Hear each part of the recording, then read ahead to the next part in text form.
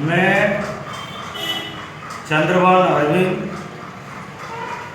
मेहतर वाल्मीकि समाज राजस्थान का संयोजक, राजस्थान के मेहतर वाल्मीकि समाज के भाइयों और बहनों, सरकार ने सफाई कर्मचारी भर्ती 2024 निकाली है। उसमें वाल्मीकि समाज को सरकार और सरकार के दलाल दोनों मिलकर के समाज को भ्रमित कर रहे हैं। सरकार और दलाल कह रहे हैं कि नगर पालिकाओं में जो कार्यरत ठेका श्रमिक हैं वही फार्म भरेंगे।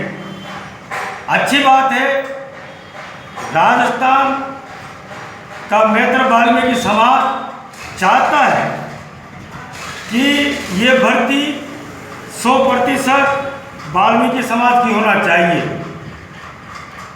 जो भी लगे, जो भी नियुक्ति लगे वो वाल्मीकि समाज का लगे।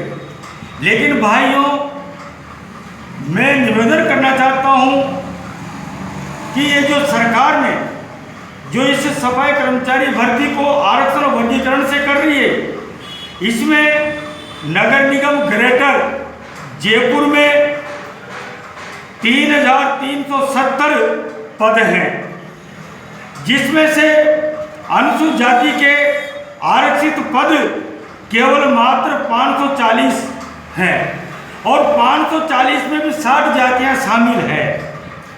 तो ऐसे में हमारे समाज का भारी नुकसान है। हम मांग करते हैं कि 100% ही वाल्मीकि समाज की भर्ती होना चाहिए। इसी प्रकार नगर निगम हेरिटेज, जिसमें 707 पद हैं और उसमें से मात्र एससी कोटे के 114 पद आरक्षित हैं। भाइयों और बहनों, इसी प्रकार कोटा उत्तर में 448 पद हैं और 448 पद में से आरक्षित पद मात्र 72 हैं। 72। कोटा दक्षिण में 836 पद स्वीकृत हैं, भर्ती होगी, जिसमें से केवल आरक्षित पद 134 हैं। इसी प्रकार जोधपुर नगर निगम में जो निगम का उत्तर है जोधपुर में, उसमें 345 पद स्वीकृत हैं और उसमें से मात्र हमारे एससी कोटे के 56 पद बनते हैं। इसी प्रकार जोधपुर दक्षिण में 417 पद हैं, जिसमें से मात्र 67 पद हमारे आरक्षित हैं। इसी प्रकार भाइयों और बहनों, उदयपुर में 407 पद स्वीकृत हैं और उसमें से आरक्षित पद 66 हैं। अजमेर में 470 पद हैं, जिसमें से आरक्षित पद 76 हैं। तो भाइयों, अगर ये भर्ती होगी, आरक्षण से होगी, तो बहुत भारी नुकसान होगा।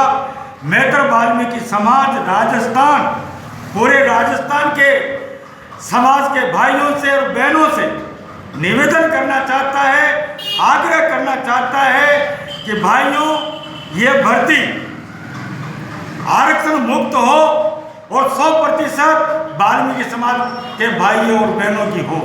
लेकिन सरकार और सरकार के दलाल समाज को भ्रमित कर रहे हैं।